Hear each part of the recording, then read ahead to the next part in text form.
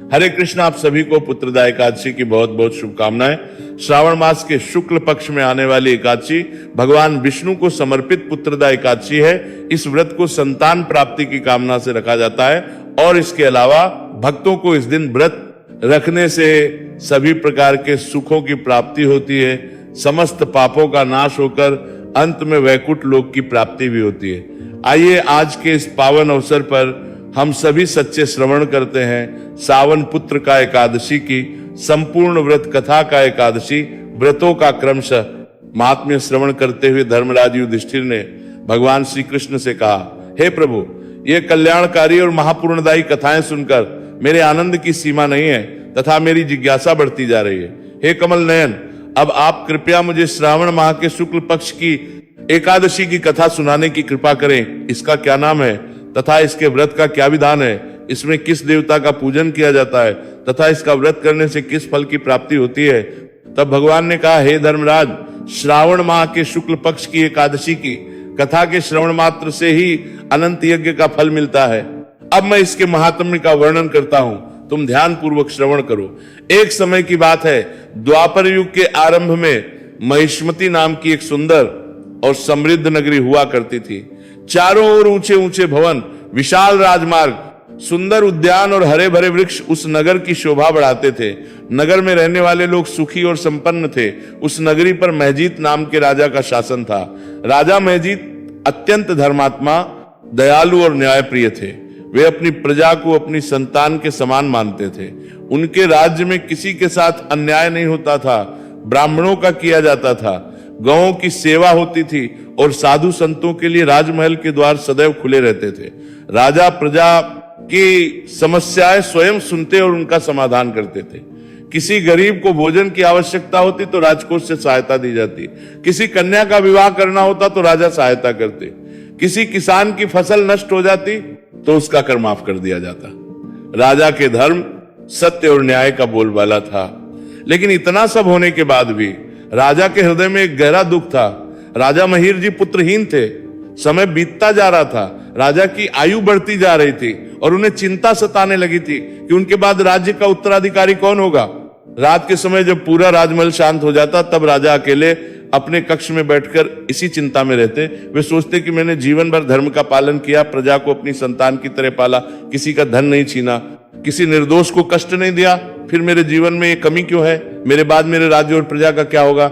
कभी कभी राजा भगवान के मंदिर में जाकर घंटों प्रार्थना करते। वे हाथ जोड़कर कहते, हे प्रभु, यदि मैंने जीवन में कोई पुण्य किया है, यदि मैंने किसी भूखे को भोजन कराया है, किसी दुखी की सहायता की है, किसी ब्राह्मण या साधु का सम्मान किया है, तो उस पुण्य का फल मुझे संतान के रूप में प्रदान कीजिए। मुझे अपने राज्य के लिए एक योग्य उत्तराधिकारी दे दीजिए। लेकिन बहुत समय बीत गया और राजा को पुत्र की प्राप्ति नहीं हुई। आखिरकार निराश होकर राजा ने प्रजा के सामने अपना दुहक रखा।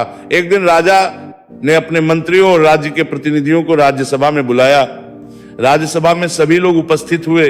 राजा कुछ समय तक मौन बैठे रहे। उनके चेहरे पर चिंता स्पष्ट दिखाई दे रही थी। फिर राजा ने गंभीर स्वर में कहा, हे मेरे प्रेम मंत्रियों और प्रजाजनों, मैंने सदैव धर्म के अनुसार राज्य करने का प्रयास किया है। मेरे खजाने में किसी भी गरीब का धन नहीं है। मैंने कभी देवताओं, ब्राह्मणों या किसी निर्दोष व्यक्ति की संपत्ति नहीं छीनी। मैंने कभी की धरोहर को हड़पने का प्रयास नहीं किया। राजा कुछ क्षण रुके और बोले, मैंने अपनी प्रजा को सदैव पुत्र के समान माना है। अपराधियों को भी घृणा से नहीं बल्कि सुधार की भावना से दंड दिया। मैंने कभी किसी से बिना कारण वैर नहीं रखा। मेरे लिए सभी प्रजा समान है। राजा की आंखों में ऐसा कहकर आंसू आ गए। उन्होंने आगे कहा, फिर भी मैं पुत्रहीन हूं, वृद्धावस्था मेरी ओर बढ़ रही है। मेरे मन में ये विचार बार बार आता है कि मेरे बाद इस राज्य का क्या होगा। और मेरा ये दुख केवल मेरा नहीं है कि मेरे राज्य का भी दुख है। राजा की बात सुनकर सभा में उपस्थित सभी मंत्री और प्रजा भावुक हो गए। उन्होंने राजा को धैर्य बंधाया और कहा, महाराज, आप चिंता ना करें, हम आपके लिए ऐसा उपाय खोजेंगे जिससे आपकी मनोकामना अवश्य पूर्ण हो। राजा के दुख को दूर करने के लिए मंत्रियों और प्रजा ने विचार किया कि किसी महान तपस्वी ऋषि के पास जाकर इसका समाधान पूछा जाए। अतः वे सभी वन की ओर निकल पड़े। घने जंगलों से होकर वे आगे बढ़ते गए। कहीं पक्षियों का मधुर कलरव सुनाई देता, कहीं हिरणों के झुंड दिखाई देते। रास्ते में उन्हें अनेक आश्रम मिले। उन्होंने कई ऋषि मुनियों के दर्शन किए और उनसे राजा के पुत्रहीन होने का कारण पूछा, लेकिन उनके पूर्ण समाधान नहीं मिला। अंततः वे एक अत्यंत दिव्य आश्रम में पहुंचे। वहां उन्होंने एक महान तपस्वी को देखा हुए थे। महात्मा लोम सरस्सी अत्यंत वृद्ध थे। वे तपस्या में लीन रहते थे। उनका शरीर तप के तेज से प्रकाशित हो रहा था। वे जितेंद्रिय, जीत, क्रोध और आत्म संयमी थे। वे वेद, विधान और शास्त्रों के गुण, रहस्यों के ज्ञाता थे। कहा है कि कल्प के बीतने पर उनके शरीर का एक रोम गिरता था, इसीलिए उनका नाम लोमस ऋषि प्रसिद्ध हुआ। उनके आश्रम में अद्भुत शांति थी। मंत्रियों और प्रजाजनों ने दूर से ही ऋषि को प्रणाम किया और उनके चरणों में बैठ गए। कुछ देर बाद ऋषि ने नेत्र खोले और प्रेम पूर्वक पूछा, हे सज्जनों, आप लोग किस उद्देश्य से मेरे आश्रम में आए हैं? आपके मन में कोई चिंता है तो निसंकोच कहिए। यदि मुझ में सामर्थ्य तो मैं अवश्य आपका कल्याण करूंगा। ऋषि के मधुर वचन सुनकर सभी को आशा की किरण दिखाई दी।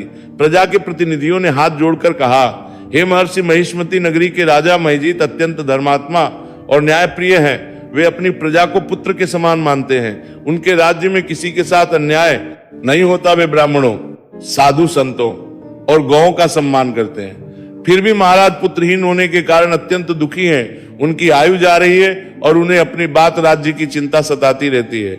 महाराज के दुख के कारण पूरी प्रजा भी दुखी है। हमने अनेक उपाय किए लेकिन कोई समाधान नहीं मिला। अब हमें आपके दर्शन हुए हैं। हमें विश्वास है कि आपके ज्ञान और तप के प्रभाव से राजा की समस्या का समाधान अवश्य होगा।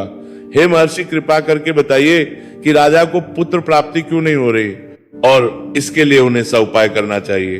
लोमश ऋषि कुछ क्षण शांत रहे, फिर उन्होंने अपनी आंखें बंद कर ली। वे ध्यान में लीन हो गए। उनके तपोबल से राजा महिजीत के पूर्व जन्म का रहस्य उनके सामने प्रकट हो गया।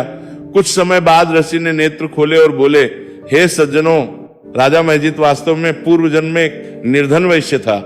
सभी लोग ध्यान पूर्वक ऋषि की बात सुनने लगे। लोमश ऋषि ने आगे कहा, पूर्व जन्म में वह अत्यंत निर्धन था। निर्धनता के कारण वो एक स्थान से दूसरे स्थान पर जाकर व्यापार किया करता था। जीवन में कई कठिनाइयां थी और वह कई बार भूखा प्यासा भी रहता था। एक बार ज्येष्ठ मास के शुक्ल पक्ष की द्वादशी का दिन था। उस समय वह कई दिनों से ठीक प्रकार से भोजन और जल प्राप्त नहीं कर सका था। दोपहर के समय अत्यधिक गर्मी थी। सूर्य आकाश के मध्य में था। भूख और प्यास से होकर वह जल की तलाश में एक जलाशय के पास पहुंचा। जलाशय के पास पहुंचते ही उसने देखा कि वहां एक प्यासी गाय जल पी रही थी। वह गाय भीषण गर्मी के कारण बहुत व्याकुल थी। वो बड़ी श्रद्धा से जल पी रही थी, लेकिन उस समय वो स्वयं अत्यंत प्यासा था। उसने अधीर होकर उस गाय को जल पीने से हटा दिया और स्वयं जल पीने लगा। वह कर्म देखने में छोटा प्रतीत हो सकता है, लेकिन प्यासे जीव जल पीने से रोकना धर्म की दृष्टि से उचित नहीं था। उसी कर्म का संस्कार उसके जीवन में रह गया।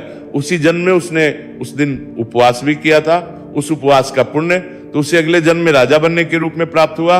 लेकिन प्यास से व्याकुल गौ को जल पीने से रोकने के पाप का फल उसे संतान सुख से वंचित होने के रूप में मिला। यह सुनकर सभी लोग आश्चर्यचकित रह गए। तब एक मंत्री ने हाथ जोड़कर कहा, हे महर्षि, यदि राजा के जन्म का पाप ही उनके पुत्रहीन होने का कारण है तो क्या इसका कोई प्रायश्चित संभव है? ऋषि मुस्कुराए। उन्होंने कहा, सनातन धर्म में प्रायश्चित और पुण्य कर्म के द्वारा मनुष्य अपने जीवन को पवित्र कर सकता है। भगवान की भक्ति, व्रत, दान, सेवा और सदाचार से मनुष्य के पाप कर्मों का क्षय होता है। श्री ने कहा, श्रावण मास के शुक्ल पक्ष में आने वाली एकादशी को पुत्रदा एकादशी कहा जाता है। यह अत्यंत एकादशी है। यदि तुम सब श्रद्धा पूर्वक इस एकादशी का व्रत करो, भगवान विष्णु का पूजन करो, रात्रि में जागरण करो और अगले दिन द्वादशी को व्रत का पालन करके उस व्रत का पुण्य राजा को समर्पित करो, तो राजा के पूर्व जन्म के कर्म का दोष शांत होगा और उनकी पुत्र प्राप्ति की मनोकामना भी पूर्ण होगी। जिससी के ये वचन सुनकर सभी के चेहरे पर संतोष और प्रसन्नता की लहर छा गई। उन्होंने ऋषि प्रणाम किया और कहा, हे महर्षि, हम आपकी आज्ञा का पूर्ण पालन करेंगे। इसके बाद मंत्री और प्रजा महर्षि को धन्यवाद कर वापस महिष्मती नगरी लौट आए। उन्होंने राजा को लोमश ऋषि से हुई पूरी वार्ता सुनाई। राजा ने जब यह सुना तो उनकी आंखों में आशा के आंसू आ गए। उन्होंने भगवान विष्णु के सामने हाथ जोड़कर कहा, हे नारायण, अब मुझे आप पर पूर्ण विश्वास है। जो भी व्रत और करनी होगी मैं श्रद्धा से करूंगा। तभी कुछ समय बीतने पर श्रावण शुक्ल एकादशी का दिन आया, पूरे राज्य में भक्ति भाव का वातावरण बन गया। प्रातःकाल सभी लोगों ने स्नान किया, स्वच्छ वस्त्र धारण किए, घरों और मंदिरों की सफाई की गई। राजा ने भी विधि पूर्वक भगवान विष्णु का पूजन किया। भगवान विष्णु को पीले पुष्प, तुलसी दल, धूप, दीप और नैवेद्य अर्पित किया गया। पूरे नगर भगवान विष्णु के नाम का संकीर्तन होने लगा। ओम नमो भगवते वासुदेवाय, श्री हरि भगवान की जय के जयकारे गूंजने लगे। प्रजा ने पूर्ण श्रद्धा से एकादशी का व्रत रखा। दिन भर भगवान विष्णु का स्मरण किया गया, पुराणों और भगवान की कथाओं का श्रवण किया गया।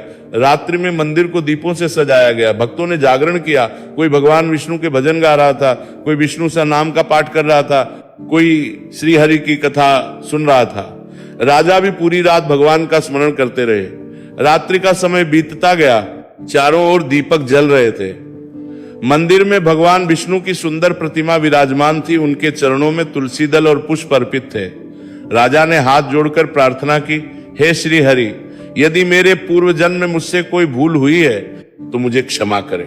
मुझे अपने कर्म फल स्वीकार है, लेकिन मेरी प्रजा के भविष्य के लिए मुझे एक योग्य संतान का आशीर्वाद दीजिए। हे भगवान, मेरी प्रजा ने मुझे सदैव अपना राजा ही नहीं बल्कि अपना परिवार माना है। मैं चाहता हूं कि मेरे बाद भी इस राज्य नहीं गए में धर्म और न्याय की स्थापना बनी रहे। उनकी प्रार्थना सुनकर वहां उपस्थित सभी लोगों की आंखें नम हो गई। सभी लोगों ने विधि पूर्वक भगवान विष्णु का पूजन किया और व्रत के का संकल्प लेकर उसे राजा के कल्याण के लिए समर्पित कर दिया। ब्राह्मणों को भोजन कराया गया, यथाशक्ति दान दिया गया, गौ सेवा की गई और भगवान श्री हरि से राजा की मनोकामना पूर्ण होने की प्रार्थना की गई। उस पुण्य का फल राजा को समर्पित किया गया और कुछ दिनों के बाद शुभ समाचार मिला, रानी गर्भवती हो गई। राजमहल में प्रसन्नता का वातावरण छा गया, रानी गर्भवती है। यह सुनकर पूरे राज्य में उत्सव मनाया गया। राजा ने भगवान विष्णु को धन्यवाद दिया। समय बीतता गया और प्रसव का समय आ गया। अंततः रानी ने एक अत्यंत तेजस्वी और सुंदर पुत्र को जन्म दिया। राजमहल में शंख बजने लगे, मंदिरों में घंटियां बजी उठी। ब्राह्मणों ने मंगल स्तोत्रों का और मंत्रों का उच्चारण किया। पूरे राज्य में खुशियां मनाई गई, मिठाइयां बांटी गई। राजा की आंखों से आनंद के आंसू बहने लगे। उन्होंने अपने को गोद में उठाया और भगवान के चरणों में नमन करते हुए कहा, हे प्रभु, आपने मेरी प्रार्थना स्वीकार कर ली, आपको मेरा कोटि कोटि धन्यवाद है।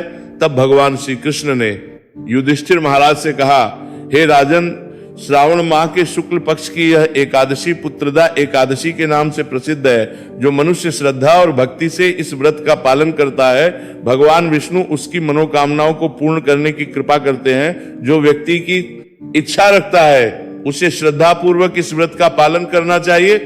पति पत्नी दोनों मिलकर भगवान विष्णु की आराधना करें, तुलसी दल अर्पित करें और अपनी सामर्थ्य के अनुसार दान पुण्य करें।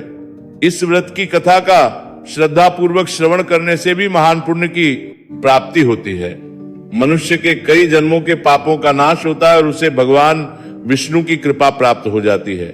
इस प्रकार यदि आप भी पुत्रदा एकादशी का व्रत रखते हैं तो केवल संतान प्राप्ति की इच्छा से ही नहीं बल्कि भगवान विष्णु भक्ति, आत्मशुद्धि और धर्ममय जीवन की भावना से इस व्रत को कर सकते हैं। अपनी सामर्थ्य के अनुसार गरीबों को भोजन, गौ सेवा, ब्राह्मणों और जरूरतमंदों को दान दे सकते हैं। ध्यान रखें, एकादशी के दिन किसी भी जीव को कष्ट ना पहुंचाएं, किसी भी प्रकार का अन्न सेवन ना करें, तामसिक चीजों का सेवन ना करें।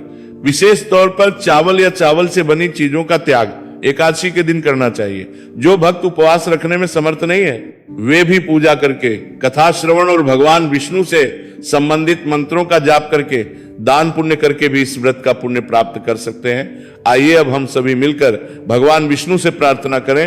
हे श्री हरि नारायण, हमारे जाने अनजाने हुए सभी अपराधों को क्षमा करें। हमारे परिवार में सुख, शांति, प्रेम और सद्भाव बनाए रखें। जिन भक्तों की संतान संबंधी कामना है, पुत्र प्राप्ति की कामना है, उनकी उचित और मंगलमय इच्छा पूर्ण करें। सभी परिवारों को सुखी और धर्म में जीवन प्रदान करें। सभी प्रेम से बोलिए, श्री हरि विष्णु भगवान की जय, एकादशी माता की जय, पुत्रदा एकादशी की जय, सनातन धर्म की जय।